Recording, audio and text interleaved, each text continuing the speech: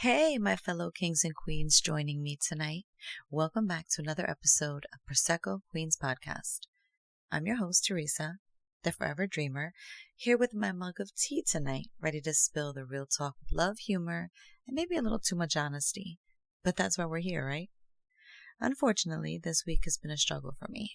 I had quite a wretched bout with the stomach bug, and it really knocked me on my ass. So same as last week, this is a little late getting out, but I'm still here to support you and guide you through the rockiness that is this life. And I will not pretend in any way that this isn't ridiculously cathartic for me as well. I'm such a work in progress, and I have days I am not sure I'm going to make it.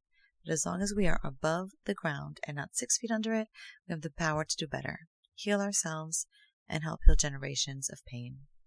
So today, we're diving into something big, turning your fears into fuel, and midlife makeovers, inner and outer transformations. Now, before you roll your eyes at quote-unquote midlife, let's get something straight. This isn't just about hitting a certain age. This is about that moment, whatever age it comes, when you realize, damn, I want more. More peace, more confidence, more love, real love. The kind that doesn't require you to shrink yourself. And yes, sometimes more fabulous hair, a wardrobe that actually fits your personality, and skin that screams, I drink my water and mind my business. But in order to get there, we gotta talk about the big scary thing that stops us. Fear. And how it connects to all these healing episodes we've been doing. Because if you've been with me for a while, you know we've been peeling back layers like an emotional onion. We've talked about triggers, shame, dating disasters, and what happens when you finally take off the rose-colored glasses. And by the way, if you missed that episode, go back and listen. It's a good one. So why this episode? Why now? Because fear, trauma, self-acceptance, healing, and transformation are all connected. And I want to help you turn your fears into the fuel that drives you forward instead of the chains that hold you back. All right, grab your drink, take a deep breath, and as always, let's get to it. So fear is one of the most powerful forces in our lives. And the tricky part? It's sneaky as hell, and it can run the show if you let it. Half the time, we don't realize it's even running the show. It's that silent whisper that makes you doubt yourself. The reason you hesitate before making a big change. The voice in your head that tells you, but what if I fail? What if I get hurt? What if I'm not enough? And what if I hurt someone else? And listen, fear isn't always the enemy. It exists for a reason. Back in the caveman days, fear kept us alive by warning us of real dangers. Wild animals, dangerous environments, and bad decisions, like touching fire or eating questionable berries. Oh, and making sure that saber-toothed tiger doesn't eat you. But in today's world, fear often works against us. Instead of keeping us safe from actual threats, it keeps us small, stuck, and afraid to take the risks that lead to growth. So how does fear affect every aspect of life? Stick with me. This is a little lengthy, but I promise it'll be worth it. See, fear isn't just an emotion. It's a full-body experience.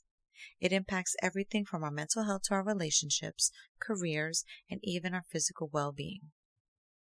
Interesting, though. Doesn't that sound familiar from our last episode about stress? I believe that it does, because it's all linked. So let's break it down.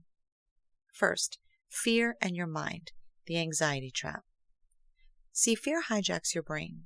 It creates these constant what-if scenarios that spiral into anxiety and self-doubt. You ever laid awake at night overthinking a conversation? That's fear. Ever talked yourself out of an opportunity because it might not work out? Fear again. When left unchecked, fear can create a mental loop that keeps you from fully enjoying life. I spend so much of my life where people believe that anxiety disorders aren't a real thing, and that someone who suffers is just looking for attention or is weak and can't handle life. And it's literally been just maybe in the last generation where it has begun to really be wholly recognized as a valid condition. Now, with that being said, I just heard a Gen Xer recently tell my daughter that he doesn't believe in anxiety. And I literally laughed out loud because first off, it was a dumb statement to make because anxiety isn't some mythical creature like a dragon. And secondly, because obviously he hasn't knowingly experienced that unwavering fear and full body and mental response that is quite literally, weirdly enough, a dragon. Some people realize that suffering from those intense emotions make a person stronger, not weaker. Even though in the moment when it brings you to your knees and you're terrified, it sure doesn't feel that way. Like any chronic illness, there are medicines, tools, and plenty of therapies to help stave off those life suckers. And when they sneak up again, hopefully those tools will be just the grounding needed to slay that dragon. See, anxiety and fears are part of the human condition and are clinical issues. It can be overwhelming for all parties, but there is life at the end of that dark tunnel. Trust me, I know. Secondly, fear in your body, the silent stressor. Fear triggers your fight or flight response, flooding your body with stress hormones like cortisol and adrenaline. This is great if you need to escape danger, but chronic fear, like fear of failure, rejection, or the unknown, puts your body in a constant state of stress. This can lead, and as I mentioned last week, to a couple different things. Increased heart rate and high blood pressure. Digestive issues. Gut health is closely tied to stress. Weakened immune system. Chronic stress makes you more susceptible to illness. Also, chronic illnesses like heart disease, diabetes, and some other big ones I don't want to mention here. Also, fatigue and sleep problems, because fear keeps your mind racing. So, quick story time. Around COVID, around January of 22, I had already been suffering from serious panic attacks that I attributed to the times we were living. The constant state of unknown, the stress of work and school at home, etc., etc., etc. Like we all were. When little did I know, it's because my body was trying to draw my attention to the state of what was actually going on in my house and my relationship at the time. I do talk about that in other episodes, and I go into full details on an episode of Tamla Shaw's podcast, the Codependent Me podcast. Just a little plug there, but I digress. So I had been on this serious struggle bus. Every physical symptom was haywire, my health anxiety was crazy, and other than some blood levels, including my blood pressure, every test I had came back negative. Okay, that's great, right? But see, here's the kicker. When you have health anxiety and horrific fear of sickness and dying, that's really little comfort until the next thing. So I had really been in physical pain that week, and my chest muscles were killing me. And one night I was in the house playing with my kids when one of the worst panic attacks of my life hit me. The pain in my chest was radiating. I was dizzy, couldn't breathe, and I was convinced I was having a heart attack. And that's exactly how the ambulance and the ER treated me when I called them. I was 37 years old, and I remember them saying on the ride to the hospital to have all units for possible heart attack for a 37-year-old female. Okay, so in hindsight, maybe he shouldn't have said it like that, but they had to play it just in case. And I had about 9 people working on me at one time. After 12 hours and thousands of dollars, it was a hideous panic attack. I will say this, never play with physical symptoms because they always can be serious. And please take your health seriously, be your own advocate. This story was more proof that our mind-body connection is an incredible blessing and can also be a horrible curse as well. Third, the fear of your relationships, love, avoidance, and people-pleasing. Fear of rejection keeps you from putting yourself out there. Fear of abandonment keeps you in relationships you've outgrown. Fear of confrontation turns you into a people-pleaser. Fear can make you settle in all kinds of relationships because you're scared to be alone. It can stop you from expressing your needs because you fear conflict. It can cause attachment issues, whether you're either avoiding intimacy because you're scared of being hurt or clinging too tightly because you're scared of losing someone. Fourth, fear in your career. Playing small versus taking risks. A fear of failure stops you from chasing dreams. Fear of judgment keeps you from speaking up in meetings or anywhere else in life. Fear of uncertainty keeps you at a job you hate because at least it's predictable. How many times have you thought about starting something new? A business, a creative project, a big move, but talked yourself out of it? We all do. That's fear keeping you stuck in your comfort zone. Some of us struggle with imposter syndrome, where you always feel like you don't belong, and you're just not good enough, even when life is telling you the opposite. Fifth, fear and your life choices, the safe, stagnant zone. Fear convinces you to stay where it's safe, even if you're miserable. It keeps you in cities you've outgrown, friendships that no longer serve you, and routines that don't bring you joy. Fear is the reason so many people wake up one day and think, how the hell did I end up here? So how do we combat fear and take your power back? Fear isn't something you eliminate. It's something you retrain. It's about learning to move forward despite the fear. And here's how. Name your fear. Shine a light on it. Beetlejuice that bitch if you have to. The first step in overcoming it is calling it out. Instead of letting it lurk in your mind, name it. Ask yourself, what exactly am I afraid of? Is it failure, rejection, judgment, the unknown? When you give your fear a name, you make it tangible. And when something is tangible, it's manageable. 2. Challenge the fear. Is it even true? Is it real? Fear often exaggerates reality. That worst case scenario running through your head is usually an extreme, unlikely outcome. So ask yourself, what's the actual worst that could happen? Have I ever faced something similar and survived? Do I know anybody who has survived or been through the same thing? What's the best case scenario? And what evidence do I have that my fear is even real? Most of the time, you'll realize your fear is based on assumptions, not facts. 3rd, shift fear into excitement. Reframe it. Did you know fear and excitement trigger the same physical response? Calling those butterflies again. The only difference is your interpretation. So instead of saying I'm terrified, try saying I'm excited. It sounds simple, but your brain starts to believe it. For example, instead of I'm scared to start this new job, say I'm excited for this new opportunity. Instead of saying I'm terrified to date again, say I'm excited to meet new people. I know, easier said than done, but it's a start. And just an FYI, take this with a grain of salt, because you need to be careful with the narrative. There are moral and ethical differences, for example, if it's dangerous to you or others. 4th, take small, fear-facing actions. You don't have to conquer fear in one dramatic leap. Just take one small step. Afraid of public speaking? Practice in front of a mirror. Afraid of putting yourself out there and dating? Start with casual conversations. Afraid of leaving a toxic job? Update your resume and send out one application. Courage is built in tiny steps, not giant leaps. Just think of the pyramids. And adopt a so what mindset. Ask yourself, again, if the worst happens, so what? If I get rejected, so what? I'll try again. If I fail, so what? I'll learn something. And as Aaliyah said, dust yourself off and try again.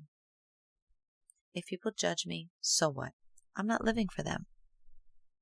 When you take away fear's power by deciding that you'll be okay no matter what, you start to free yourself.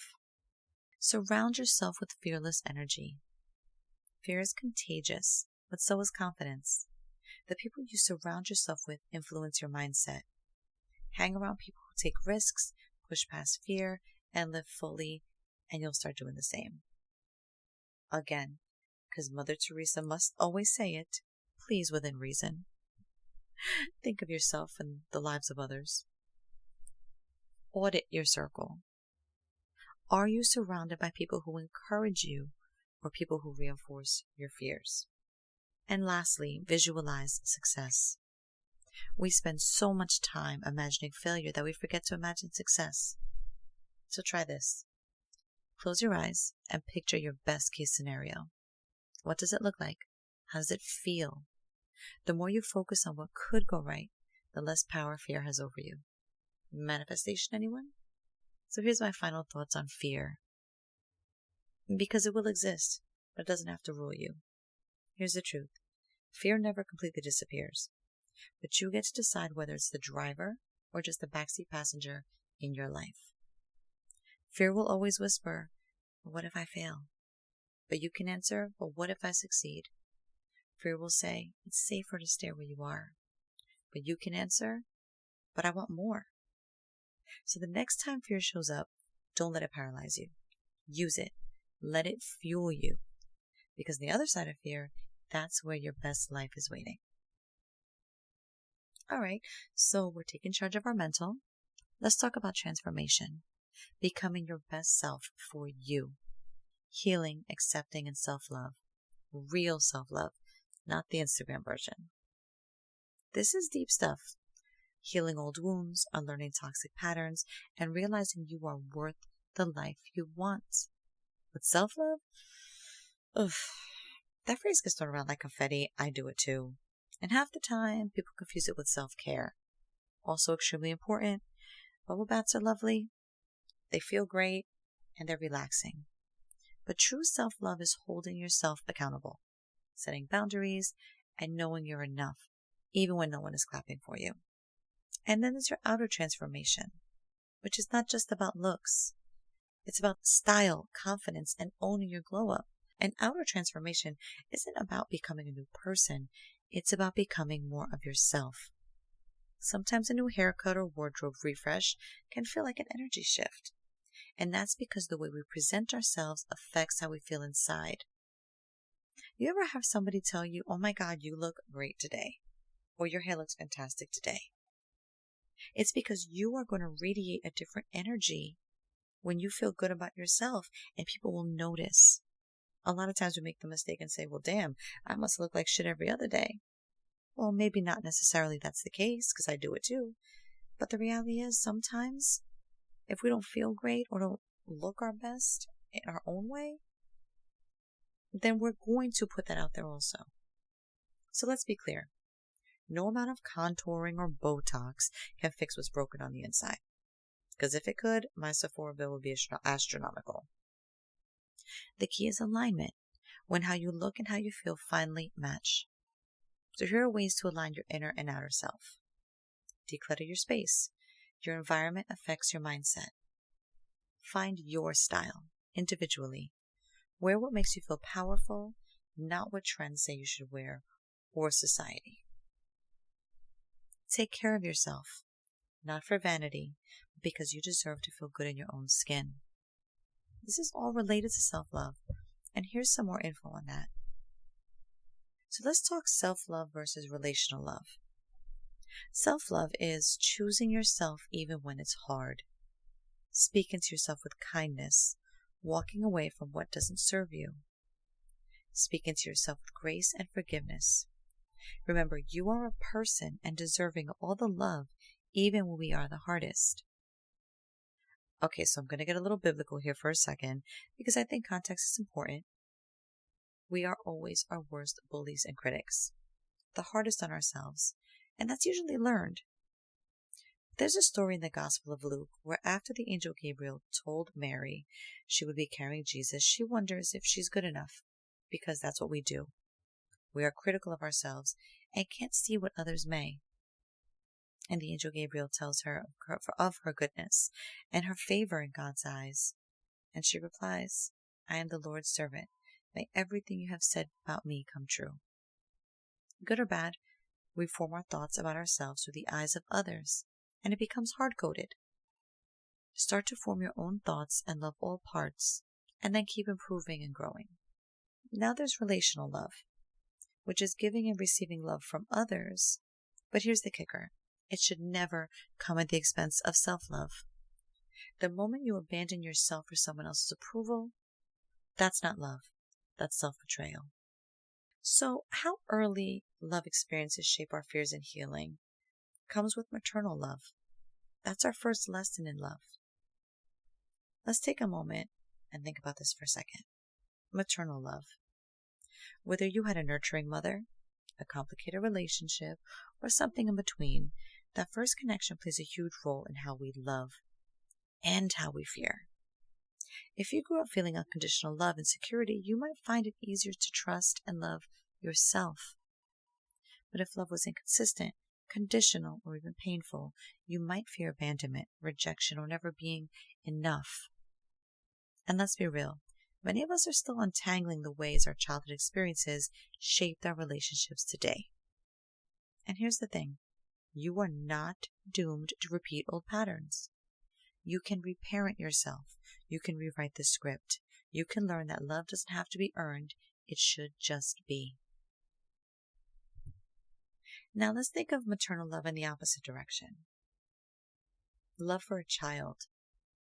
How could loving a child, whether it's biological, adopted, a stepkid, a niece, a nephew, a mentorship, or even just nurturing younger loved ones transforms us? See, if you've ever loved a child in your life, you know it's a love like no other. It's deep, instinctual, and often overwhelming. It teaches you patience, sacrifice, and a level of protection you never even thought you had in you. And this kind of love, it teaches us just as much as it teaches them. It shows us how to be soft yet strong, how to show up even when we're exhausted, and how to love with no expectations of return. Because let's be honest, kids don't always say thank you, but you'd still move mountains for them. So what are some of the lessons we learned from loving a child? Well, one, unconditional love is real. It's not about perfection. It's about presence. 2, patience is tested, but it grows. The love we have for children pushes us to be better, hopefully, even when it's hard. 3, it reminds us what really matters. At the end of the day, love is about showing up again and again, even when life is messy. And just like our children watch how we love them, they also watch how we love ourselves. They see whether we set boundaries, whether we choose healthy relationships, and whether we allow fear to dictate our choices. So loving them, it also means healing us. So in conclusion, living boldly and loving fully. My loves, here's the takeaway. Fear is always going to exist, but you choose whether it controls you or fuels you. Transformation, both inner and outer, isn't about becoming someone new. It's about stepping into the you that's been waiting underneath all the doubt, trauma, and fear. And love? It's the foundation of it all. The love you received, the love you give, and most importantly, the love you choose to embody for yourself. Because whether you're rewriting your past, stepping into your power, or showing the next generation what love really looks like, you deserve to do it from a place of healing and strength. So take the chance. Start the healing. Buy the bold lipstick. That can go for men or women. Got the toxic ties. Show up for yourself like you are the love of your own life. Because you really are. And that's it. To all of my Prosecco Queens fam listening, if you connected with this episode, DM me. I love hearing from you. Share this episode, and if you haven't already, subscribe and leave a review. Join me next week, where we will be continuing this journey and talking about letting them versus letting me. I want to hear from you. I can be reached on all social media at Prosecco Queens Podcast. I can be reached via email at proseccoqueenspodcast@gmail.com. And you can listen to these episodes on YouTube and subscribe at Prosecco Queens Podcast. And with that, let's raise your glass, mine of tea, to turning fear into power, to transformations that start from within, and to the courage to live life on our terms.